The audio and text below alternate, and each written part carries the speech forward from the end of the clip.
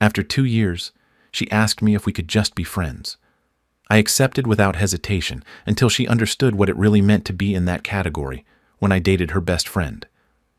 I'm a financial analyst at a mid-sized investment firm here in Denver. I earn about $92,000 a year. I'm not a millionaire, but I have a pretty stable life. I live in a 2-bedroom townhouse that I bought 3 years ago for $235,000. I drive a 2019 Honda Accord that's already paid off. I have about $42,000 in savings. And generally, I'm quite responsible with money. My parents taught me to save and budget from a young age, and those habits have served me well. I go to the gym regularly, participate in a softball league on weekends during the summer, and keep good friendships from both work and college. I'm not the life of every party. But I'm not a hermit either. I'm not someone who suddenly got lucky. I've had some serious relationships. Nothing scandalous until this story came along. I'm quiet. I prefer to stay home rather than spend money going out. I like to cook and rarely order food. Some people find me boring. I call it being responsible. Camila, 27, is one of those people who sell themselves as great promises. She works as a social media coordinator for a very expensive downtown boutique, earning perhaps $33,000 a year, but she lives as if she had 10 times that. She buys imitation luxury brands online and acts as if she were a rising influencer with her 2,400 followers. Robert, my best friend from college, is the one who truly deserves the applause in this story. He's a paramedic, has no filter, and always delivers devastating lines with surgical precision. Thanks to him, I've kept my sanity on more than one occasion. Sophia, Camilla's former best friend, turned out to be 1,000 times more interesting than I initially thought. She's a registered nurse at Presbyterian Hospital and has her life on track. You'll see, because she was a key piece in all of this. Camilla and I met 2 years ago at a mutual friend's party. She was charming, fun, and seemed genuinely interested in me. For the first few months, everything was good. Walks, new restaurants, movies. She gave the impression of being independent and dedicated to her social media work, but things started to change around the 6th month. She began making comments about my house, how comfortable life would be without having to drive to her apartment. Her lease was about to expire, and she wouldn't stop complaining about her roommate. Like a fool, I offered for her to move in with me. Just for a while, she said. She moved in after 8 months of dating. She paid $400 monthly while I took care of the rest. The $1,750 mortgage, utilities, internet, food, everything. Her excuse was always, I'm building my personal brand. She had big plans, launching her own consultancy, attracting clients, and she said living with me gave her the stability she needed. It sounded reasonable at the time. Looking in retrospect, the red flags were everywhere. She never paid on dates. She always forgot her wallet. When I mentioned it, she would look offended. I thought you liked taking care of me. Or, I'll pay next time, I promise. She posted photos of my house as if it were hers. She staged breakfasts in my kitchen with phrases like, my morning routine, or grateful for this beautiful space, always making sure none of my things appeared in the photos. She did everything to fake a life of luxury. She bought cheap accessories on Amazon to make her posts look more sophisticated and spent hours editing the images on her phone. One of the things that annoyed me most was the food. I would get back from work and find Instacart orders for organic and gluten-free products costing $80, all charged to the card I had given her only for emergencies. When I complained, she would give me speeches about investing in health, that cheap is expensive, and ended up making me feel guilty. If I told her that $12 for a bottle of kombucha was an exaggeration, her eyes would well up with tears, and she would say I made her feel bad for wanting to maintain standards, or that I believed we weren't building a home together. The breaking point came on a Tuesday in October. I remember it because I expected our usual routine: cooking, watching Netflix, maybe her putting down her phone for half an hour. But when I arrived, I found something different. Camilla was sitting on the sofa, dressed up as if for an interview. She had makeup on, her hair done, and a portfolio on the table. She gestured for me to sit down as if it were a scheduled meeting. We need to talk, she said in an executive tone, the words that have caused the most breakups in history. She opened her folder as if she had prepared notes. I've reflected a lot on us. I care about you. But I think we're looking for different things in life, she said, as if she had rehearsed the whole speech in front of the mirror. I sat down, feeling that hollow pit in my stomach. Just 2 weeks ago, she had shown me dress options on Pinterest for her cousin Daniela's wedding the following year. She even hinted during a TV commercial that we could start looking at rings. I think we should evolve into a friendship, she continued, now reading from her notes. We have an incredible connection, and I don't want to lose it. Besides, we share the same friend group, similar interests, and this place is perfect for social gatherings. This place, my place, paid entirely by me while she barely contributed a fraction. So, you want to break up but keep all the benefits of the relationship? I asked bluntly. She avoided looking at me. It's not that simple. I need space to grow, explore my possibilities, and discover who I am outside of a relationship. But you are very important to me. I don't want to lose that connection altogether. And this is where things got even more interesting. While she talked about independence and personal space, I saw 2 large suitcases by the door. They weren't weekend bags. They were full suitcases. Her keys were on the counter. Her phone wouldn't stop vibrating with what looked like messages. You've already arranged where to stay, I said, unable to hide the irony. I nodded toward the luggage while she spoke with astonishing nonchalance. Sophia offered her sofa while I find new living solutions. According to her, she said it as if she were changing gyms, not ending a 2-year relationship. She mentioned our cohabitation as if I were a simple tenant who needed 30 days' notice, and not the person with whom she had shared a bed and life for months. But the most disconcerting part was yet to come. She took a sheet of paper out of a folder. This is not a metaphor. She had brought written notes to guide us through that conversation. I was thinking that, since we're moving into a friendship stage, maybe I could continue contributing economically and stay here sometimes, sort of as an occasional agreement, especially if I have visitors or an unforeseen situation arises. It would be very practical for both of us, and we are mature people who can handle something like this. I stared at her, trying to process what she had just said.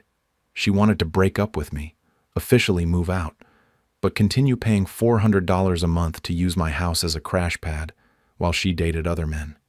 She intended to turn my home into a kind of personal refuge for when her new life became inconvenient. Think about it, she insisted, mistaking my silence for acceptance. We both win. I have a comfortable alternative, and you get help with the expenses.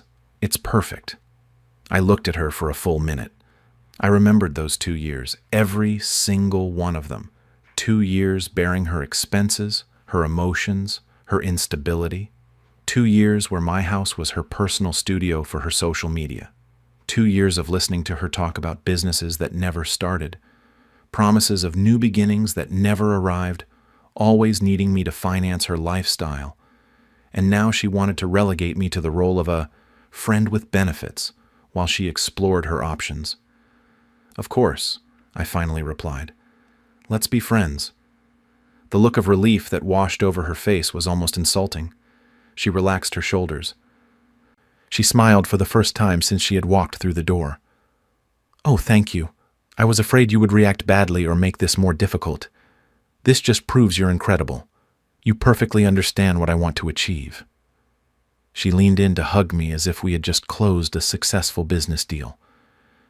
I knew you would understand. That's why we're going to be such good friends. She grabbed her suitcases while talking about how mature we were and how everything would work out for both of us. Sophia arrived right on time. Apparently they had planned that moment to the minute. She gave me a strange look, almost apologetic, but I didn't say anything. When the door closed behind both of them, the silence in the house was overwhelming. Then I called Robert. 20 minutes later, he arrived with tacos and 2 large sodas. That is exactly why he has been my best friend for 8 years. He knows what you need in a bad moment and doesn't ask stupid questions like, "Are you okay?" when it's obvious you're not. Let me see if I got this right, he said while we were setting the food on the living room table, the same place where Camilla had just presented her breakup proposal. Miss Camilla leaves you, moves out, but wants to keep paying you $400 a month to use your house as a hotel between dates? That's exactly what happened, I replied. She even brought notes. Notes! Robert nearly choked on a taco. She brought notes to break up with you, a whole folder. I think if I had asked for more details, she would have given me a PowerPoint presentation. Robert let out a laugh so loud he had to put the food aside. Brother, do you realize what you just accomplished? Committing a huge mistake? Not at all. You just agreed to treat her like a true friend. The problem is that she thinks being friends means keeping all the girlfriend privileges while dating other guys. But real friends, true friends, have boundaries and don't expect special treatment. He was right. My true friends, like Matthew, a coworker, don't have keys to my house. They don't ask me to pay their expenses or expect to crash here when their life gets complicated. When Robert needs something, he asks with respect and offers something in return. And when Louis, an old friend from college, visits, he brings food and cleans up his mess. She's going to get a complete lesson in what friendship really means, Robert added, and it's going to be hilarious to watch. The first lesson came the next day, early at 6:30 a.m. I received a message from Camilla. Hey, can you bring me my laptop charger? I left it in the room. I need it for work. Before, I would have crossed the city without thinking, maybe even buying her favorite coffee. But now, it was time to act like a real friend. I'll leave it at your office reception when I pass through the area this week. You can't just take it to Sophia's house. It's only 15 minutes from yours. I have plans. Dropping it off at the office fits better with my schedule. What plans? Friend stuff. The annoyance in her next message was evident. Seriously, I just need my charger. It's important for my job. I took a screenshot of the conversation and sent it to Robert with the caption, Day 1 of friendship. His response was immediate. She thinks breaking up with you means keeping all the boyfriend services. This is going to be amazing. Robert even joked that I should reply charging her $25 for home delivery. Cash only. I didn't go that far, but the message was clear. That day, Camilla sent me increasingly insistent messages, unable to understand why I wasn't jumping to solve her problem.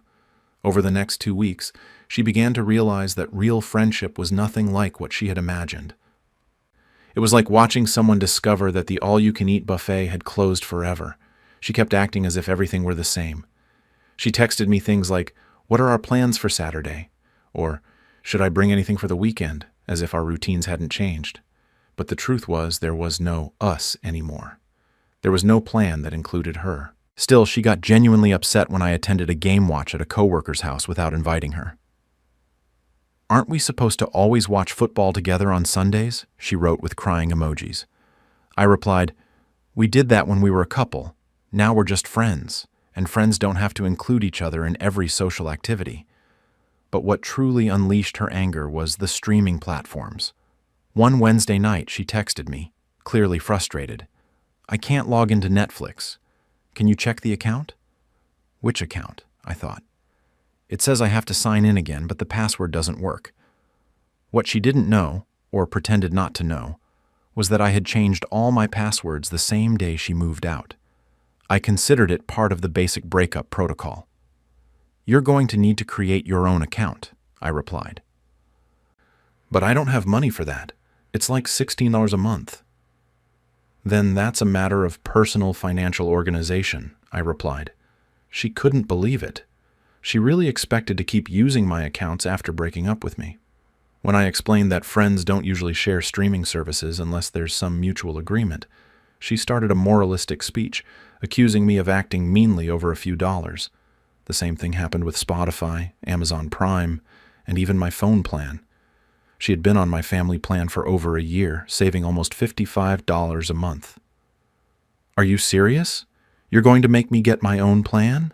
she asked during a call, sounding genuinely outraged. "Are you contributing anything to the cost of the plan?" I asked her. "No, but we're friends. Friends help each other. My friends pay for their own phone. That's part of being an independent adult." She hung up on me. But the most absurd situation occurred the following Saturday when she showed up at my house unannounced, just as I was hosting a small barbecue with some coworkers. She still had her key, so she walked right in and went to the patio, as if she were the hostess. "Hi, everyone," she said, smiling with a bag of chips, as if that were her contribution to the gathering. My co-workers' faces were a mixture of bewilderment and secondhand embarrassment. Everyone knew we were no longer together, but she acted as if nothing had changed. I pulled her aside immediately, trying to speak quietly to avoid a scene. "What are you doing here? It's Saturday. We always barbecue on Saturdays when the weather is nice. We used to. You don't live here anymore and you weren't invited." "But we're friends. Friends visit each other." "Yes, but friends are invited. They don't show up unannounced with a bag of chips expecting to be included." Her expression was one of absolute incomprehension. She seemed incapable of accepting that our separation also meant losing automatic access to my home, my social circle, and my routine.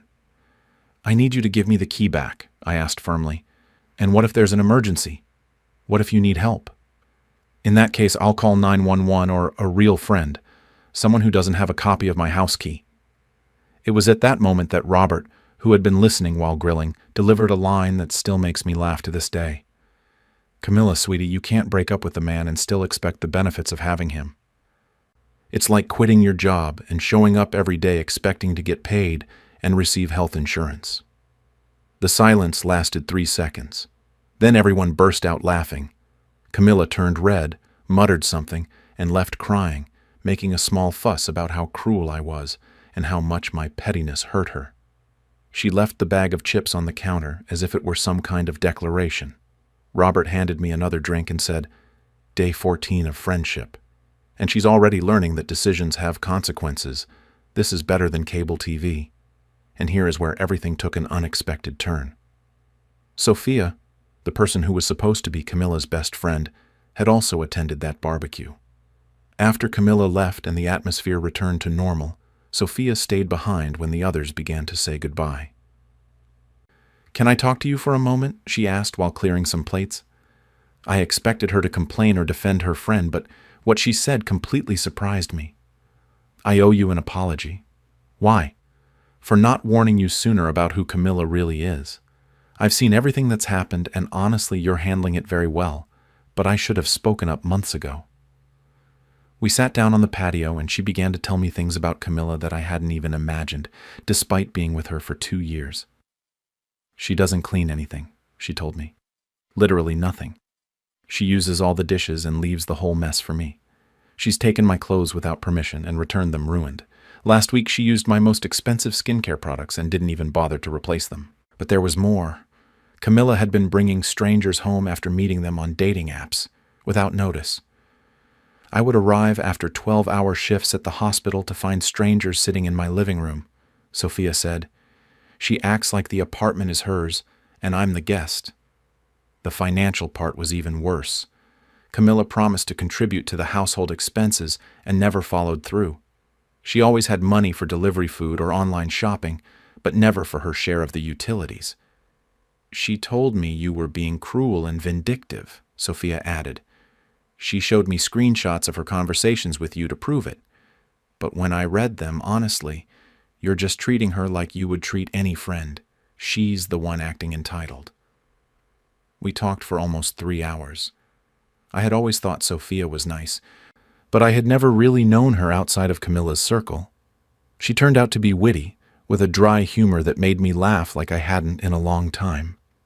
In addition to being a nurse at Presbyterian Hospital, she maintained her own apartment, her own car, and an independent attitude very different from Camilla's emotional dependency. In the end, as she grabbed her bag to leave, she asked me, "Would you like to go out to dinner sometime?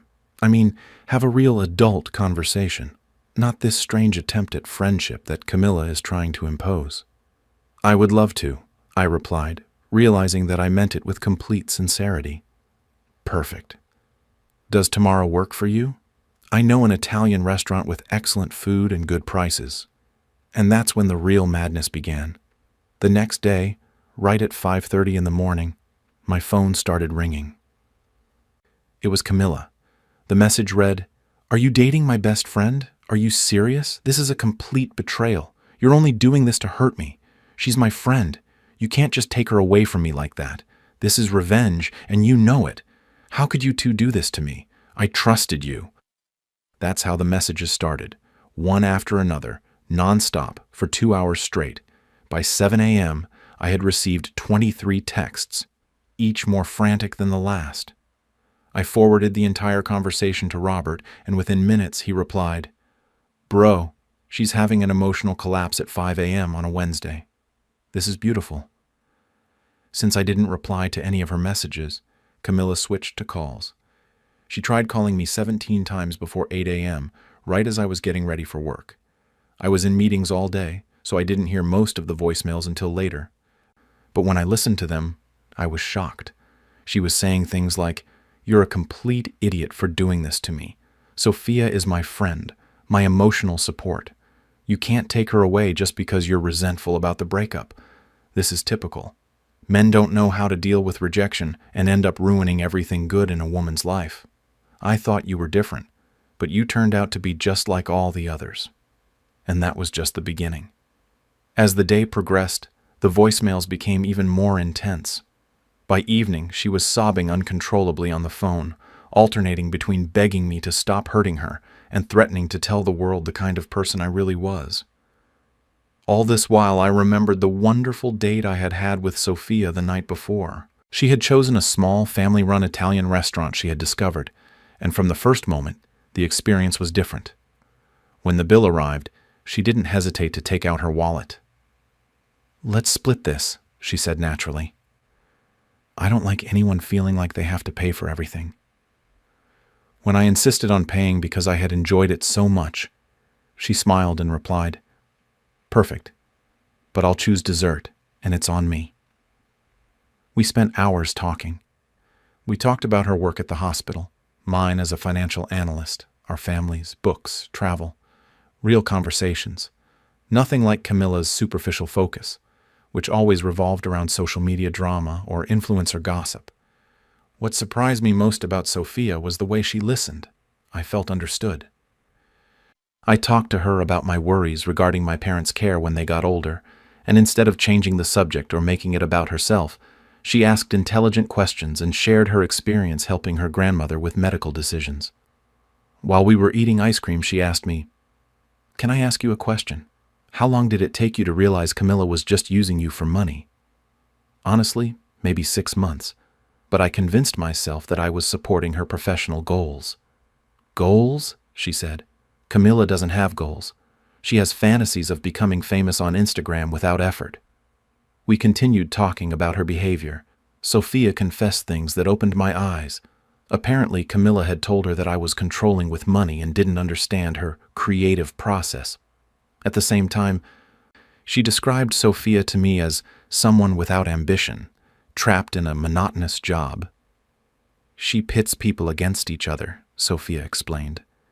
"She makes everyone feel inadequate while positioning herself as the victim who needs to be rescued." "And what do you think about you and me dating?" I asked her. "I think she's now realizing that losing you means truly losing you, and she can't tolerate it. She expected you to be waiting while she explored her options." The next morning, Camilla was waiting by my car. She looked exhausted, disheveled, and like she hadn't slept in days. "We need to talk right now," she said urgently. "About what exactly?" "You can't date Sophia. It's not fair." "Not fair for whom? For you. She's my best friend. There are rules about these things." According to what Sophia told me, "You haven't been a very good friend lately. You don't clean, you don't pay your share, and you bring strangers home. That, plus you expect her to maintain your lifestyle." The look of fury on her face was impressive, but I was already past the drama. I had to go to work, and my life no longer revolved around regulating Camilla's feelings. "We are not having this conversation," I said as I got into the car. "You made a decision. Now live with the consequences." And this is where things get interesting. In the following weeks, her grand journey of self-discovery collapsed like a house of cards. Without my financial help, her life began to unravel. It turns out that earning $33,000 a year doesn't cover fake designer clothes, expensive meals, Uber rides, $8 coffees, or all the other eccentricities I used to cover. She ended up being evicted from Sophia's apartment in just 2 weeks. Sophia told me about it during another dinner we had. She promised she would pay $600 for rent and utilities, but never gave a cent. She bought a new phone case, expensive sportswear, and ordered food delivery, claiming she was waiting for client payments. And the worst was when she brought 3 different guys home in the same week. I would arrive exhausted after saving lives all day and find strangers eating my food and using my Netflix account. When Sophia asked her to contribute to groceries, Camilla told her she was being stingy. Her social media started filling with inspirational quotes about toxic people and fake friendships, clearly aimed at us. She shared articles about narcissistic men and manipulative relationships, trying to make it look like she was the victim of great mistreatment. The most ridiculous part was when she started dating an older man she met on a sugar daddy app. She posted photos of lavish dinners and shopping bags with captions like, "Finally someone who really knows how to treat a woman." Clearly, he was over 50, driving an expensive car, and willing to spend money in exchange for company at business dinners. That mature relationship lasted about 3 weeks. According to mutual friends, the guy broke up with her when she started asking him to pay her debts. Meanwhile, what I had with Sophia evolved into something real. She practically lived at my house now, but unlike Camilla, she contributed without being asked.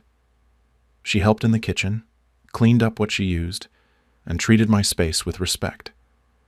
"This is something else," I told Robert one afternoon. "Because she's a real partner," he replied. Camilla was a burden pretending to be a girlfriend. We were considering moving in officially when Robert showed up at my house with news that made everything even better.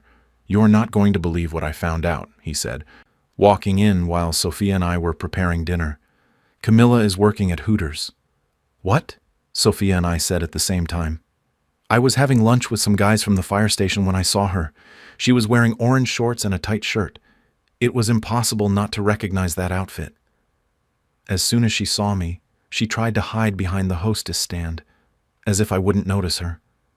We immediately searched social media. Indeed, there were recent posts about her new phase in the hospitality world. She spoke of exciting customer service opportunities. The photos, though cropped to avoid visible logos, were clearly from Hooters. The comments were relentless. Followers who knew her content as an influencer began asking her directly about the change in direction. She responded evasively, talking about diversifying income and gaining practical, real-world experience. The funniest part is that she had moved back in with her parents, and in her posts she shared passive-aggressive phrases about how family is the only one you can trust and about the importance of starting over after toxic relationships. According to what was being said in the neighborhood, rumors that reached Robert through his contact network, her parents were not at all happy to have their adult, debt-ridden daughter back home, with credit card debt and no stable career plan. 3 months after our breakup, I received a call at 11:17 p.m. on a Friday. It was an unknown local number, but I answered in case it was something work-related, as I sometimes get contacted for emergencies. I heard a trembling voice. "Please don't hang up." It was Camilla. She sounded completely desperate. I asked her what she wanted. "I need help," she said, sobbing. "I'm in very serious trouble and I don't know what to do." Despite what would have been Robert's wise advice, I decided to listen to her. What she told me didn't surprise me, but it did give me a feeling of natural justice. Her independent lifestyle, in which she was supposedly exploring new possibilities, had led her to a serious financial crisis. She had accumulated about $7,800 in credit card debt, trying to maintain the image of the life she projected, all while earning a Hooters waitress's salary. She was about to lose her car after several missed payments and faced an imminent eviction from the minuscule apartment she had moved to after her parents kicked her out. "I don't know what to do," she repeated, her voice cracking. "My parents completely cut me off after I used their emergency card to buy clothes and go out to dinner. I can't afford legal help. Debt collectors call me every day, and they're cutting my shifts at work because I can't concentrate." I asked her directly. "Why are you calling me?" Her answer was as absurd as it was predictable. "Because you're the only one who has your life together. You're smart with money. You know how to handle these things. I need your help." The audacity was stunning. She left me to pursue other options. She tried to keep me as a kind of emotional backup. She lost her mind when I started a better relationship. And now, after everything, she expected me to pull her out of the hole she dug herself. I reminded her calmly. Camilla, you were the one who insisted we should just be friends, remember? I know. But friends help each other when they're in trouble, right? She replied. Do you remember what you told Robert at that barbecue? You accused me of being cruel for setting boundaries. Silence. And what you told Sophia? You said I was manipulating her, that I was being vindictive. More silence. And the 17 calls at 5 a.m.? The voicemails telling me I was a fool unable to accept rejection? I was upset, she murmured. I wasn't thinking straight. I nodded. You were upset because the just friends deal wasn't working for you. You didn't want friendship. You wanted me to remain emotionally and financially available while you explored other men. It wasn't like that, she insisted. But I was already fed up, I told her. Here's some advice from a friend. Consider declaring bankruptcy if necessary. Get a second job. Learn to live with what you can actually afford. That's what true friends do. They tell the truth, not what's comfortable. Please, I beg you. I'll do anything. We can try again. I know I made a terrible mistake. Now that she's emotionally and legally bankrupt, she wants to come back. That's not love, Camilla. That's pure survival instinct. I loved you. I still love you, she insisted. No. You loved what I offered. Security, support, a home, solutions. There's a big difference between loving someone and loving what that someone does for you. I hung up. Robert, who was next to me watching a movie with Sophia, started clapping slowly. Brother, that was perfect. Seriously, she thought she could leave you, treat you badly for 3 months and come back when everything went wrong. And the best part was yet to come. 2 weeks later, Sophia received a text message from Camilla. It was a mix of venom and delusion. I know you're probably happy with what's happening to me, but he'll do the same to you.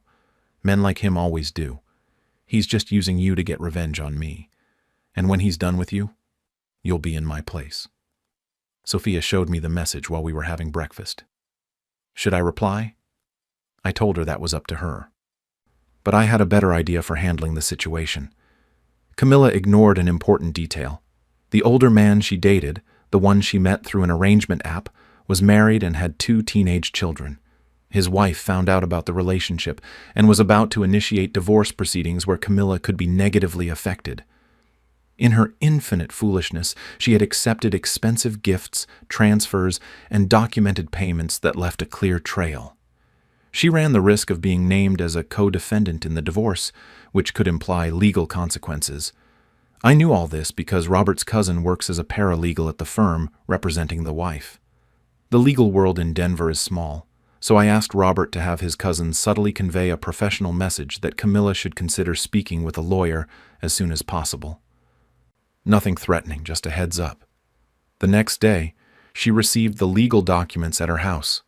That same night she called me, crying inconsolably, begging me to explain the papers and asking if I knew any cheap lawyers. I replied without getting upset. We're just friends, remember? And friends don't get involved in each other's legal problems. That's what lawyers are for. I can't afford a real one. They want to hold me liable for damages, she wailed. Small town, Camilla. Your life isn't as private as you think, especially when you post everything on Instagram. Did you tell his wife? She asked. There was no need. You told on yourself in your posts. According to mutual acquaintances, she finally managed to avoid going to trial by reaching an out-of-court settlement. She had to pay $3,200, money she clearly didn't have, and sign a legal document prohibiting her from speaking publicly about the matter. To this day, she still works at the same restaurant, lives with her parents, and has stopped posting personal content on social media. There are no more photos of expensive dinners or philosophical phrases about self-love. Her profile is limited to images of menu items, recycled memes, and the occasional self-help quote. And although she has hinted at finding herself and reinventing herself in this new stage, All of us who know her story know what really happened. It wasn't a sudden moment of conscience. It was a forced end. Sometimes life doesn't punish. It just shows, without adornment, the exact result of the decisions one makes.